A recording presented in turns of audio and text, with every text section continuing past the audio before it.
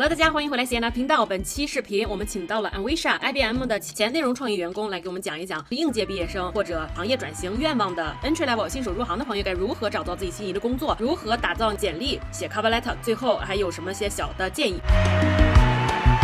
So Anwesha, have you tried to look for this job, or do you have any plan for jump into this industry? Yes. So when I started my career in 2011, I used to work for IBM in the marketing team, and my role was more about content creator because I've done my master's in literature and research. Oh. So they thought that I can write well and make good content. So back then in 2011-12, I was with IBM, and then I moved to a company called Robert Bosch. It's a German company. And I went there for e-learning material. So I used to create e-learning material for people who work there. So basically, speaking to the subject matter expert, understand what they want to talk about that topic, simplify it, sit with the graphic designers to design the page. Because back then, it wasn't a requirement for a content creator to be technically creative or have those graphic design skills. Now it's all, you need everything to be there. Talking about 2012-13, it wasn't a requirement. So I really enjoyed that. But eventually I moved to other spaces because that paid more money.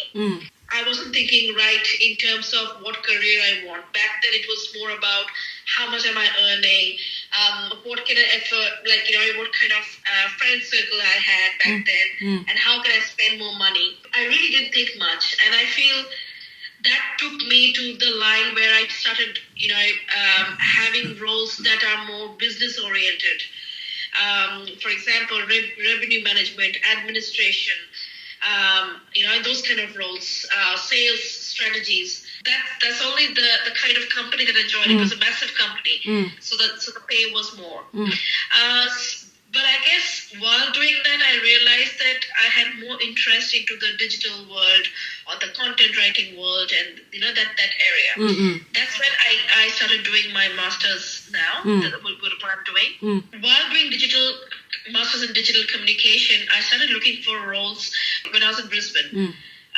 People did tell me that I need more experience from Queensland because Queensland is one of those states in Australia where they prefer local experience. If you have worked in Sydney or Melbourne or any other part, They don't like it. They don't really value it. You have to work in Queensland, understand the Queensland way of working, which was never different because I've also worked in Darwin. So I don't think it was a different. And now that I'm working in Melbourne, I don't see that there's a huge difference working in Queensland. But a lot of Queensland people, and I'm talking about things that happened before the pandemic.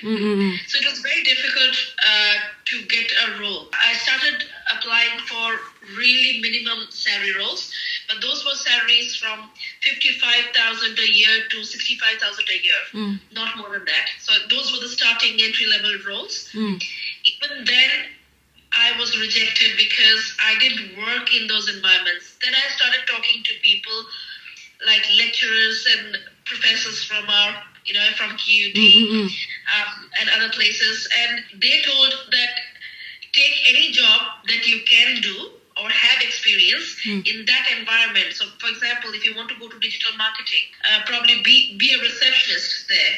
Receptionist or administrator. I don't take that advice. I mean, the reason I didn't do that because that did sound quite right for me. But then I started speaking to a lot of people who are into digital marketing, like Samara, but are working for federal government or state government or big corporate companies. Like I know someone who works for Telstra, the network communication company. So when I asked him about how to be there, because he is a digital head, what he said that the study that I'm doing is like a icing on the cake. So which means I need to, really, there's no one formula. There's one formula that you do this kind of education because digital marketing is so vibrant. People who do not have education background are also in the field. Just because they know how to play with technology and phones or videos, So they kind of made their way. Like Samara was saying, that she was quite fortunate to find her way in the system, So it's actually not a very easy road because this whole subject is quite generic. So a person who went to university or did not go to university can enter this industry basically. Unlike being a data analytics or unlike being a data scientist, these people need qualification to enter the field. Yeah. But ours is more about really, getting the foot on the door, which is a lot to do with networking. Self-learning. People giving you the chance. Yeah. It's hard to find that because people don't want to give you the chance. What I would do is I would probably create a resume that reflects the skills that we learned in our units. For example, in a resume, there's a portion that says professional skills, for example. I've learned Tableau. I know coding. I know Python coding. Digital storytelling. Things like that. And then Samara spoke about Adobe, Canvas. Put that. I know Adobe. I know Canvas. And then try to, seek.com, indeed.com, LinkedIn. Keep trying from there. My biggest problem is I hate applying for jobs. I guess that's why I'm quite stuck with my career. Because I don't like to go out and advertise myself. I'm quite not there. But I guess if you can do that and if you think that whatever you have learned, if you put that in the resume and starting level digital communicator or entry-level roles, that would be one of the best way to move forward. I finished last week, so for this part on my YouTube channel and my everything here, but I don't think this part is my working experience. But for me, I don't have working experience because I remedial massage therapist for 8 years. But this one is for my channel thing. I put my channel what I do for video editing, everything. Then this part is for our Women and Children Foundation. This one, what we do is kind of working experience, right? So this one a little bit. Then next page, what I do is for what we learn. All the course we learn and what include what I learn from there. Then that's it. So very nice. It's okay. So I don't need to actually show the word. Tableau, the table. I don't need to show the table, right? On the okay. No. Okay. Because when you're showing a table, like it doesn't show anything because what you're doing, you're taking a data and you're making a visual dashboard out of it. People, whoever is seeing your resume doesn't know what data, what you're trying to show, why you're showing it. But put in your skills that you've done. That's perfect. Qualification. Okay. Which is a very good thing. Did you design that in Canvas? Canvas. Yeah, Canvas. So I sent to many companies, nothing come back. Another things about companies. I have worked here for 8 years now, and in 8 years I might have changed company 8 to 10 times. So it's because we traveled a lot. We moved different places. Me and my partner. But what I usually do, once I send the resume, I wait for a few days and then I call them. Oh, call them. Keep calling. What will happen? They will notice you because they are getting 100,000 50, 60 resume. But if you call, they will know, someone named Sienna is calling. Okay, let me see her resume. And that's when you get a focus. That's very valuable. That's very valuable suggestion. Okay. For massage, I know. I just knocked the door, gave my resume. I online send one, then I knock the door, send another, paper resume to them. But this one, because this company is not, they don't have a door. some company, they are in hiding somewhere. So I don't think I can knock the door and give the resume to them. So I can call them. I'll give you 2 reasons why you should call them. One reason, they will know that who you are. And the second reason is show them desperation. Show them that I really want it. I really like you really want it. You know? So that's one thing. The second thing is that every time when you apply for a role, make sure you attach a cover letter.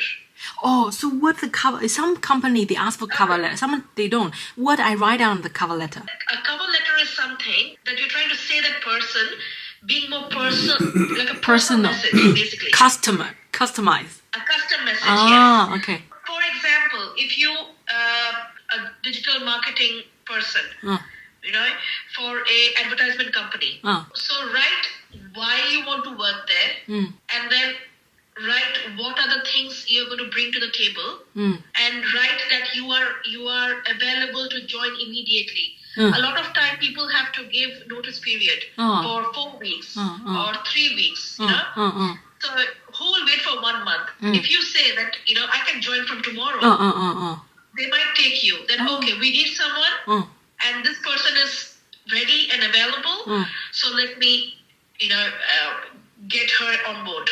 With the cover letter, make it maximum three paragraphs. Oh, three paragraphs. Okay. I would say 3 paragraphs because the first paragraph is about you telling that why you're interested in the job. The second paragraph will talk about a brief about your experience and your education. For example, dear hiring manager, because it can be an HR, it can be your future boss, it can be anyone. So dear hiring manager. Okay. And then the first paragraph will be why you're excited for this role. Thank you for this opportunity. Full stop. The opportunity. Be a part of your team. I'm confident being the best suitable candidate for this role, for example. Every time you apply for different companies, just change few words. Always call the company. They will never, 60, 70, like for example, if you have 1 hour to go through 60 people, are you going to call every 60 people or take attention? No. But out of 60, if there are 3 people who call you, you will focus. You'll focus more on those 3. Oh, good. So always call every time. Don't just put resume and call. Give them 3 to 4 days time. You know? Yeah. So it doesn't look like you are like desperate, but it also looks like you are interested. Yeah. I would like to know more about the role. Can I talk to you? If that person says sorry, I don't know anything about the role. I'm an HR. I'm from human resource team. Then you ask them, okay, can I talk to the person who works here? So what happens? You find a personal connection. You talk to them. You by phone, them. Right? By phone. Yes. Wow, by you ask the HR if she or he can transfer you to that person. Maybe write down 3 questions. You know, for example, if I get selected for the role, when would you expect me to join? When you expect me to join? Okay, yeah. Making that person realize that you are confident to join. No, you did so well. See. I learned these things hard way. And if I can help someone doesn't have to go through what I went through, I would love to do that. That person might say, oh, it starts in 2 weeks' time, or it starts next month. Make sure you tell that person, that's great, I'm available to join immediately. Just to let that person know that you are ready. The second thing is that you can tell that person that I've gone through the values of this company, which is something that I really like. Office, home. The hybrid work. Hybrid roles. Yeah. You can ask 1 or 2 questions. Have you seen my application? Did you get a chance to see my application? If you have any questions, you can ask. I'm really interested. I really want to join. So I guess these kind of things are very crucial when you make a call. 好的，那本期视频就是这么多内容，大家前头查看我现在屏幕上的这个 cover letter 就是 entry-level 的一个范例样本。如果大家有什么问题的话，请在下面留言，记得点赞、转发还有什么，请大声说出来。订阅我的频道。